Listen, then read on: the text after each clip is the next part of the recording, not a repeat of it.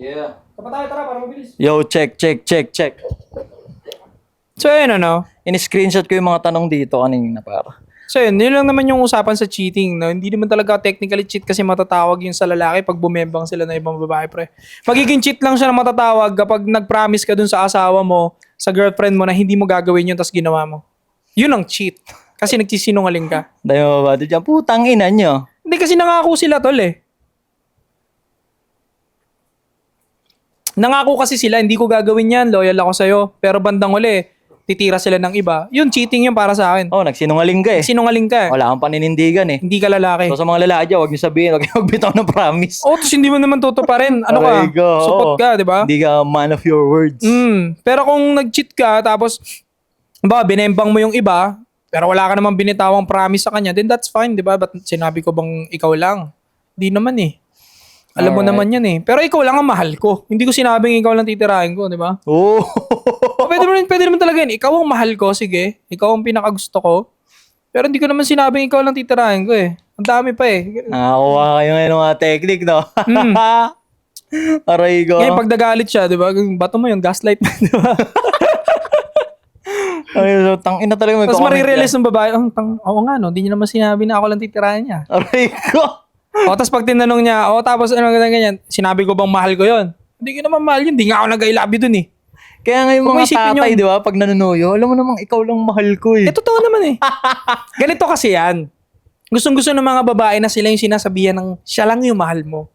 Siya naman talaga yung I love you mo eh. Siya yung love mo eh. Na kaya mo nga napapasama yung kabit sa kung saan kasi pinapangakuan siya ng promise, ikaw pipiliin ko kaysa sa kanya. Doon sila nahihilot eh. Oo, exactly.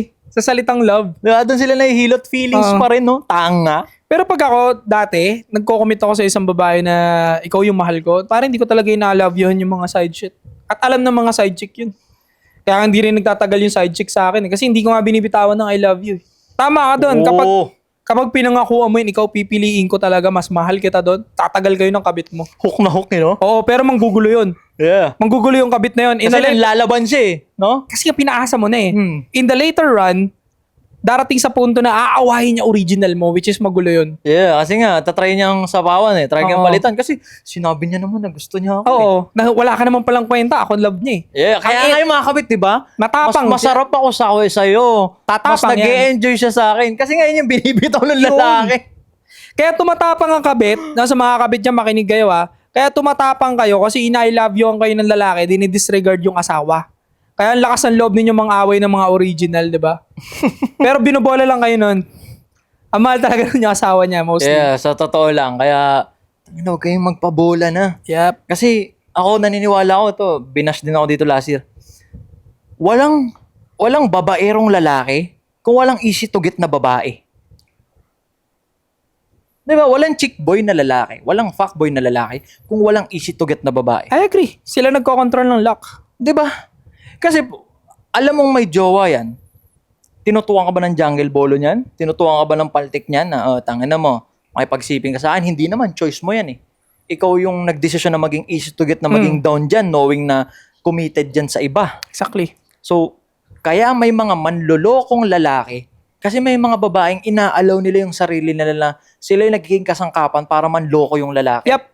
Di ba? Walang lalaking magkakaroon ng kabit kung walang babae na inaalaw niya na ganun lang kababa na kakabit-kabit lang siya, pangkabit lang siya. Totoo. Ito nga ang kabubuan dyan ng mga original. Ang inaway nila, yung husband nila, ang hindi nila alam, yung kapwa nila mga babae. Ang tanga. Tanga dyan.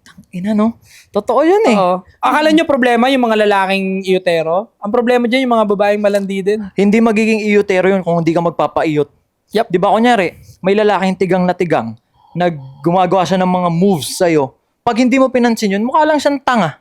Titigil yun. Hindi siya iyotero, di siya nakaisa eh. Yes. Di ba? Pero once pinaisa mo yan, kasalanan mo na yun.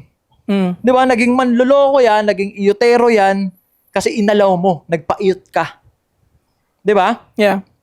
So, para sa akin, ito nga, nagsasalita nga para sa mga babae. Taasan nyo yung tingin nyo sa sarili nyo. Kaya nga, ang may kasabihan niya, tol, at napatunayan ko rin to, women fall in love on what they hear from man. And ang lalaki naman fall in love on what they see, pare. Aray ko. Kumbaga yung babae na in love, kung ano yung naririnig niya. Tadtarin mo Yeah. ng I love you, pangakuha mo ng bundok, lahat, Yeah. buwan. Kaya nga nauso yung salitang susungkitin ko between para sa'yo. Inaantay ko lang. Pinaprocess ko na yung annulment namin yan. Di ba? Mga ganun eh. Hook na hook ka naman ngayon. Kitain mo ako sa ganitong lugar. Ano ba talaga tayo? Ano ba talaga tayo? Ano ba? Check-in tayo, usap lang, promise. Konting antay na lang. Pinaprocess namin yung annulment yan. Hook na hook ka naman. Oo. Diba? Ano yung isang sobrang kasinungalingan na shit na sinabi mo sa babae para makaisa? Dati. Ito, Ako? dati pa to. Putang ina, ako ang Tang ina, sino ba? Hindi mo sino. Sabi mo lang yung pinaka-bullshit na sinabi mo kasinungalingan makaisa lang. Hindi sa akin mahalaga yan. Ano ako pre? Never akong umatak ng babae ng nararamdaman niyang gusto ko. Mas nakaka-attack ako ng babae pag nararamdaman niyang ayaw ko. Yung, So, pa-hard to shit type ka. hindi naman big deal sa akin yan eh. Never akong may nagalaw na babae na ako yung nag-first move, ako yung humawak, ako yung humalik. Tong ina mo, Sigma. Pare, Ina Sigma. legit pre. Siya yung kusang naging touchy. Tong ina mo, Kasi- nonchalant, pre. Kasi Nonchalant. pangit ako pre. Pwedeng may tendency na pag ako yung umuna, Ayan. okay nang inaasunto. 7610. Kaya ikaw na muna. O tara, tangina, maglalandian tayo ng ilang linggo dito. Patigasan tayo sinong unang bibigay. Di ba? Pag ikaw yung bumigay, once lumampong ka sa akin, tsaka lang kita lalampungin. So, ibig sabihin, hindi ka bolero, hindi ka nagsisinungaling Hindi, pre. to get girls. Hindi. Kaya tinatanong mo ano yung pinaka-bullshit na sinabi para makaisa. Wala. Posible naman. Wala. Kahit isa. Wala, pre. Honest ka, straight to the point. Yeah. Point. Hindi ako pwede mang-bullshit, pre. Pangit ako eh. Bakit naman? Pangit ako, pre. Lahat ng sasabihin ko, ganun na agad. May Ganun. thinking na agad. So, yung mga pambobola, yung mga bullshit, pre, na palabok type shit, sa gwapo lang gagana yun. Sa pangit, nakakaisa kami, nakakagayato kami ng babae sa pagiging sa pagiging Transparent. totoo, namin sa kanila na Okay. wala akong paki sa'yo. Okay, nag-exist ka dyan, magkakilala tayo, tropa tayo, kinakausap mo ako, kakausapin din kita. Hindi ako yung lalaking humaling sa'yo. Actually, marami akong na-experience na gano'n na kaya ako yung kinakausap nila kasi ako yung bukod tanging lalaki na walang paki sa kanila. Kasi yung mga ibang lalaki, lahat ginagawa na para Hindi ka dikit sa nagbe-best kanya. foot forward. Hindi pre. Kaya nga parang magiging tropa kita, magiging komportable ka sa akin. Kaya alam ko yung mga boy best friend type shit pre. Ganon yung atake ko dati pre. Tara. Ganon yung atake ko, di ba? Oh, magkatropa tayo pre, tas wala kang maririnig sa akin na parang dinadamobsan kita. Okay. Wala, tropa tayo. Boy best friend mo ako. Tas once bumigay ka, tsaka lang ako mag-i-interact. Papasok mo yung butido. Yeah. Yeah.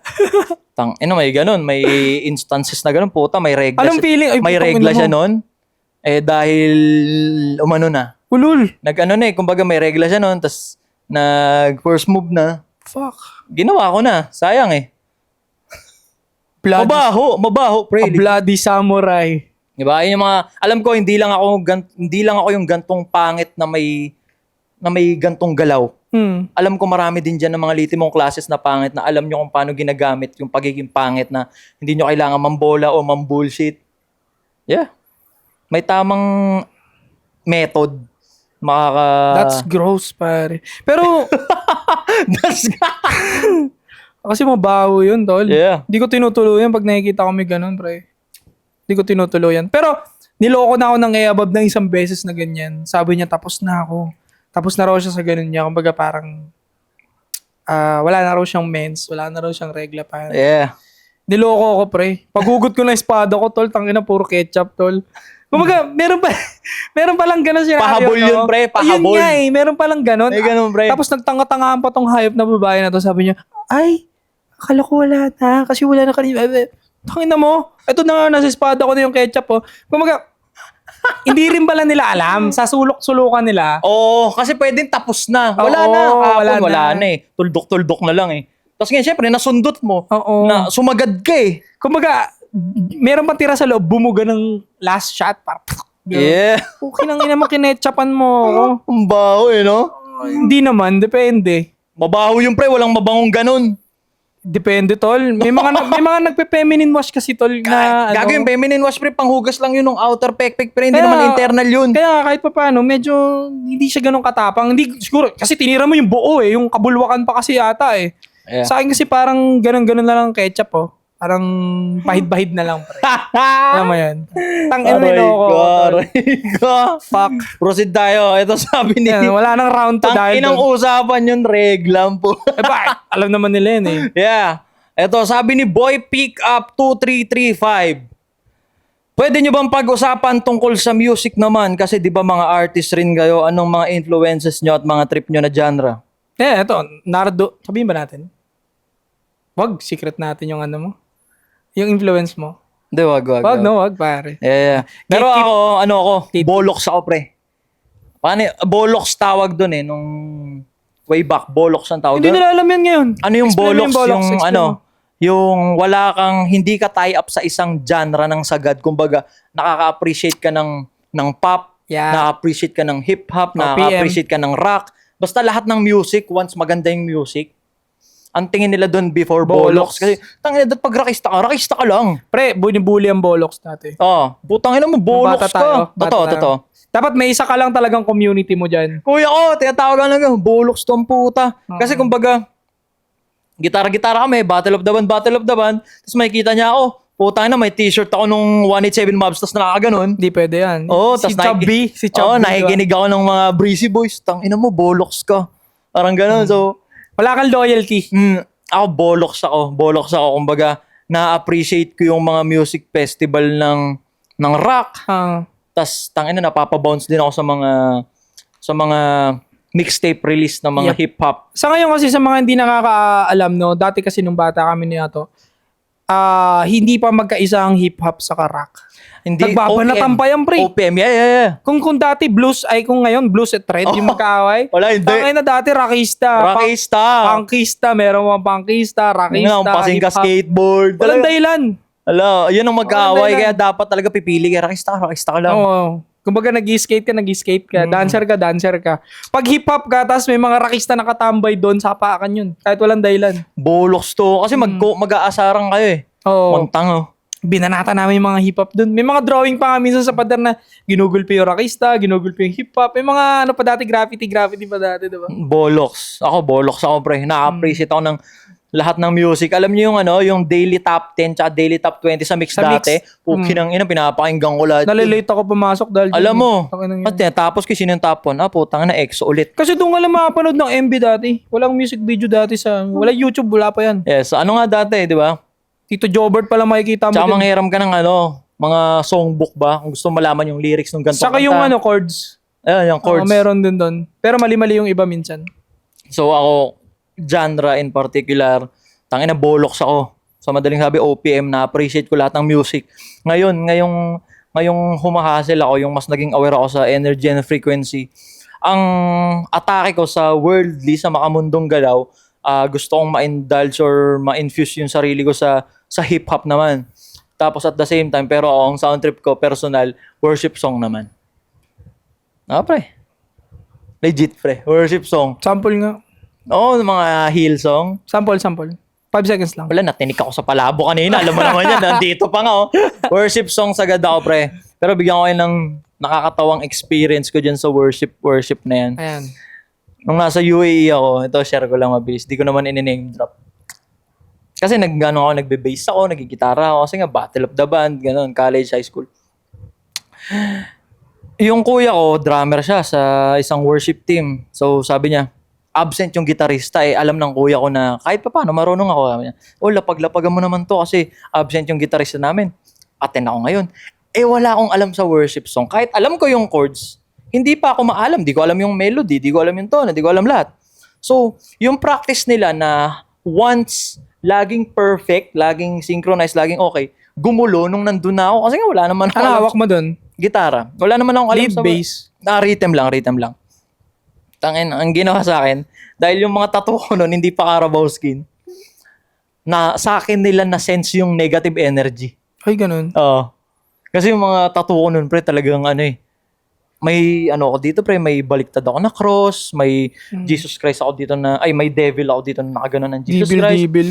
sablay yung ano ko, yung tattoo ko. Sa akin nila na-sense yung negative energy. Kaya sa palyado yung whole practice. Yun, nilay over ako. Pinag-pray ako, parang in-exorcist ng ano. Parang crash course exorcist, ano. Pero sa akin, okay lang naman yun. Ginanong kanila, pare. Hanggang sa Ang binaps ka. baduy na baduy ako sa ganun, pre. Baduy, worship song, ganto ganyan. Hanggang sa naka-attend ako ng ano, parang rock fest.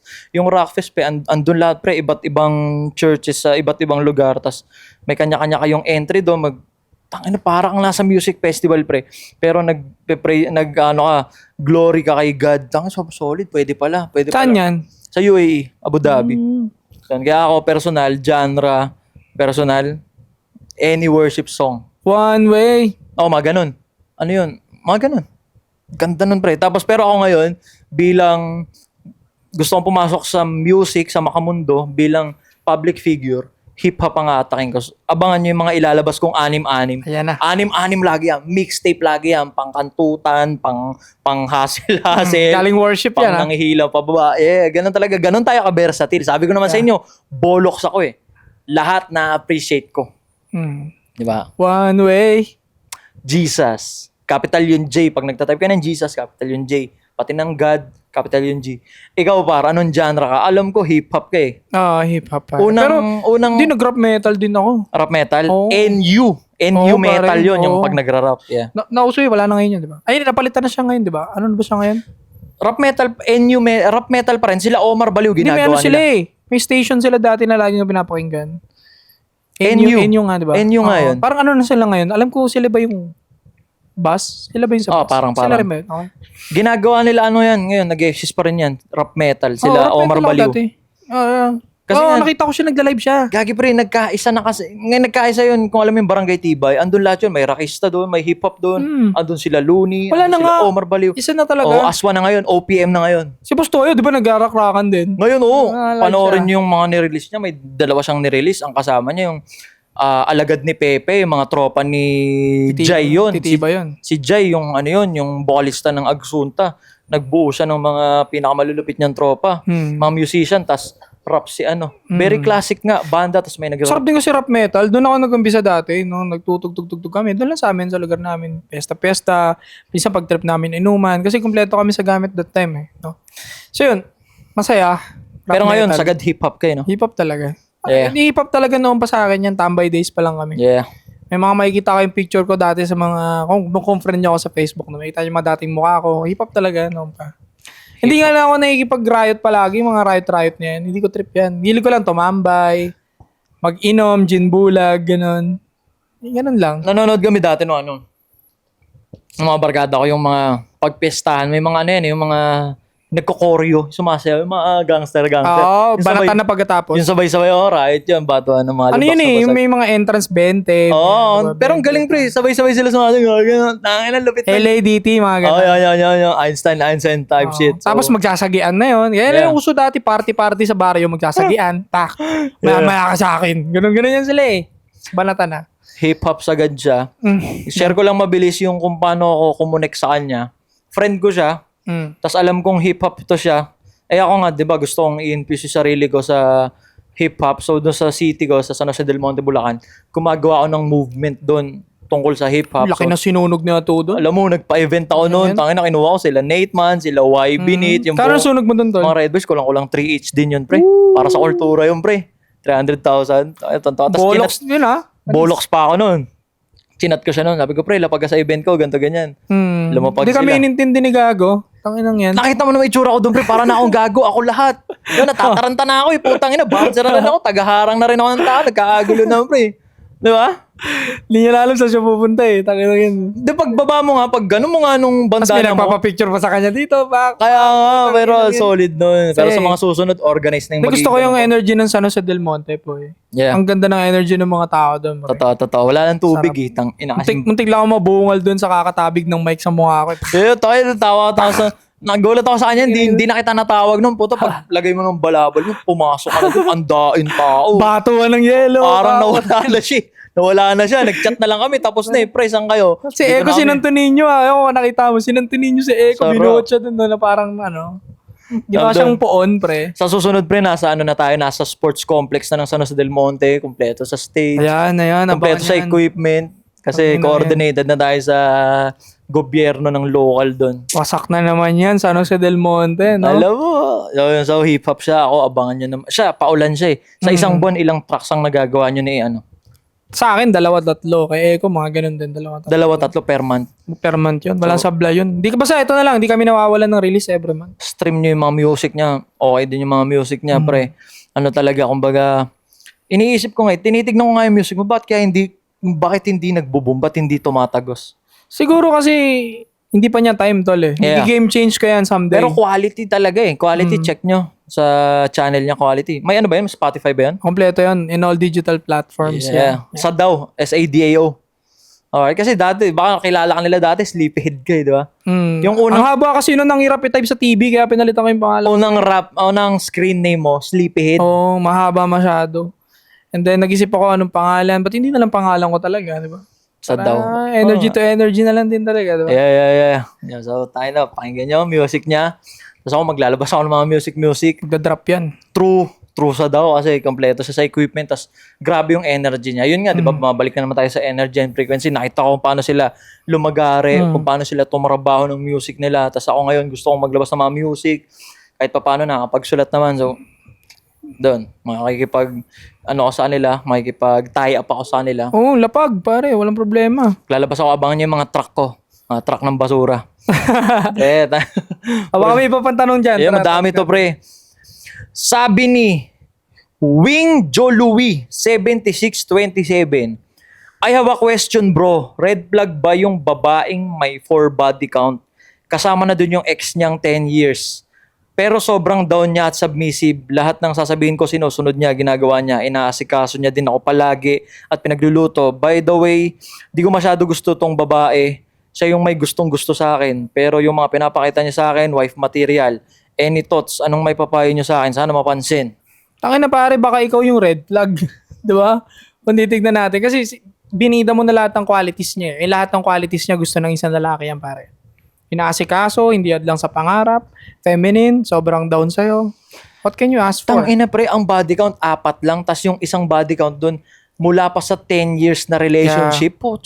Mas masarap makarelasyon yung babaeng galing sa long-term relationship kesa sa long-term na siyang single. Tas papitsa-pitsa lang kung kani-kanino, pa-jump in lang sa kung kani-kaninong burat. Yeah. Mas gusto ko yung babaeng may long-term relationship ng 7 years, 5 years, kesa sa babaeng single ng 5 years. Tangina, ilang imbutido yun. Pre. Alam mo, hindi mo alam kung kani-kaninong puwet na kinain. Wala pre. nagbabantay dun eh. Oo, kumain na ng liver spread yan. Alam mo, tsaka hindi aamin yun, pre. Kasi yung... Walang nakakaalam sa madaling sabi. Best friend niya lang na mataba. Yun. Oh. kasi yung babaeng may relationship ng 7 years, bantay sarado yan, pare. 7 years. May resibo. May resibo. Diba may resibo na, sa taon na to, eto lang ang nakasex niyan, isang Isang tao. body count lang Diba? yan. Isang DNA lang yan dyan. Pero yung babaeng may 5 years na single, Walang wala nakakaalam. nagbabantay dyan, wala nagbabawal dyan. Walang nakakaalam, pre. Puta, ilang titinginalngal yan ngayong week. Yeah. Para sa akin, para makita mong red flag ang isang babae, hindi lang dahil hindi kayo nakasikaso or what, no? Isang factor din dyan yung circle of friends, pinagmamastan ko. Background checking. Yeah. And ano yung upbringing sa kanya ng magulang. Hanggat maaari, kung medyo lalalim ka man sa relationship, dapat kilalanin mo yung parents. Kung maganda ba yung family background niya. No? Yeah. And yung mga past na naging trabaho niya, kung anong klase bang trabaho yan.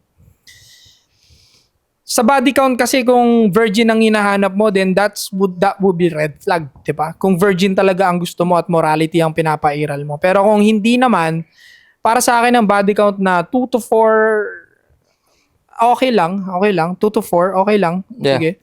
Pero other than that, mas lalaki pa diyan, red flag na 'yon. Red flag na 2 to 4 body count na red flag. Okay lang. Pag 19 years old lang siya. Ay putya, ang lakas nun, tol. Ang lakas nun. Pero kung 2 to 4 tapos 26 yan, then okay lang. Okay lang naman. 18 lang siya, kaka-18 lang, o 19, tas ganun. Hindi naman kasi talaga okay dapat. May tetano na yan. Wait. Hindi naman kasi talaga okay dapat yung 2 to 4. But in our modern era kasi ngayon, parang okay na lang. Kasi hindi ka na makakahanap talaga ng solid 0 body count, solid 1. Hindi na naman naamin yan. So para sa akin, ang babaeng may 1 body count at 2 to 4, same lang. Hindi Kasi di mo naman malalaman yun, tol eh. Yeah, totoo. At tanga ka rin naman pag tinanong mo yan eh. Kasi hindi ka naman sasagutin ng straight yan eh. Tsaka kabobohan yun. Ilan body count mo? Walang lalaki data nagtatanong nun. Babae ang nagtatanong nun, di ba? Sila nagtatanong, ilan na ano mo? Sex, ano mo? Naka-sex mo? Promise, di ako magagalit. Di ba? Sila dat yung magtatanong nun bilang lalaki di mo para itanong yun. Hindi na. Malalaman mo na lang yung pagbaliw na siya. Yan, ayan. Kung paano mo nalaman yan na for body count, tas okay yan. Tas para sa akin kasi nga, unang gustong-gusto ka. Yeah. Inaasikaso ka, submissive sa'yo, sinusunod mga sinasabi mo. Pag di mo pinatos yan, ikaw red flag. Yep. And kung makakatulong naman sa dreams mo, di naman siya pabigat, asset siya sa'yo. Para sa akin, pre, kaya niya tinatanong na to, yung mga ganto-ganto. Alam mo kung bakit? Bakit? Pangit yung babae. Ooh, Para sa akin, ha? good point. Pangit yung babae. Good point. Kasi kung hindi pangit yan, putangin na, game na agad yan. So, dapat ang tanong mo kung red flag tong mukha nito. Yeah, so, ang tanong mo dapat, red flag ba ang babaeng may 4 na body count pero inaasikaso niya ako, gustong-gusto niya ako, nagsasubmit siya sa akin, sinusunod niya ako pero pangit siya. I would agree. Tama yung assumption mo. 90% yan, pangit yung babae na yan. Kaya hindi niya magustuhan.